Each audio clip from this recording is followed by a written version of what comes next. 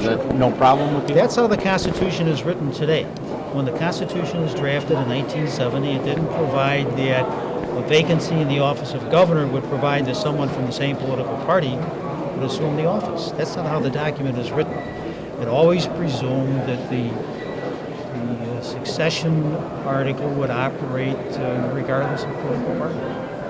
Is there only three slots, or do initiatives by citizens get separate slots? Well, we have a legal question on that, and Dave Ellis is going to go back and research it. He seems to disagree with that Republican position, which is being advanced. And his apparent disagreement is that there should be more for citizens too. We really ought to let him go back and research it and come back with a solid opinion. I was unclear about your article discussion there. Would this one thing take up 2 slots on the ballot because it deals with more than one article? Or I just didn't. This would amend the executive article. Okay. The item on recall would amend the suffrage article. I filed a resolution on practice requirements for lawyers to become judges, which is an amendment to the judicial article. The Republicans were interested in the redistricting article, which I believe is a legislative article. Did you tell the governor, did you have a question on the Constitution? Well, I don't want to step on somebody else's toes. I try to be polite. Did you tell the governor not to announce, to propose a tax increase when he proposes a budget? We've had a lot of discussions with the governor, and today I'm not going to make public statements about that. They're internal discussions. They're not subject to the FOIA statute or the Open Meetings Act. do you think a tax increase, though, can happen without Republican support? I mean, they don't seem to be moving a bit. Oh, I don't expect that to happen because, as I said earlier, I think that the House Republicans and the Senate Republicans are not participating Democrats. They don't want to participate in the legislative process. They don't want to participate in the government. They simply want to stand on the sidelines and point fingers and say, wherever there are problems, it's the problems of the Democrats because they're the majority party in the legislature and they've elected all of the constitutional officers. It's a campaign election strategy. Straight out, no question about it, no doubt about it. You can follow it every day of the week. So whatever the issue, Tom Cross and the House Republicans, Chris Verdone and the Senate Republicans are the party of no participation.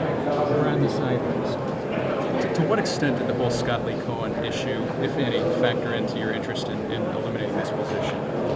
It clearly provided some added interest for me.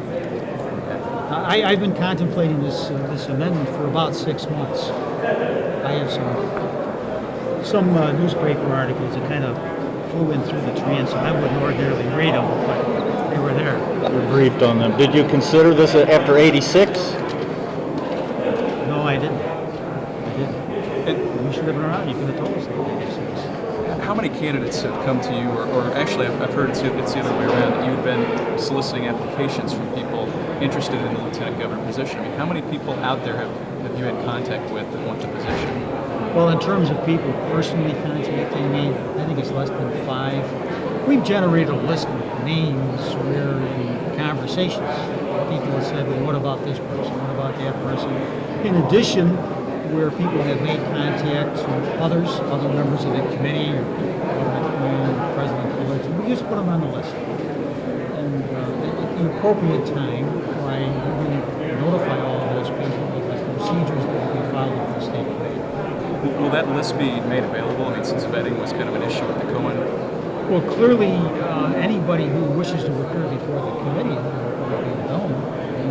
Our procedure will be to invite people to apply. We'll share those names with you because our plan is that there would be a public hearing where people would come in and present their credentials. Does our Turner have any better chance right now because of Tammy Duckworth getting out? Yes and no. You recall I supported our Turner. Right.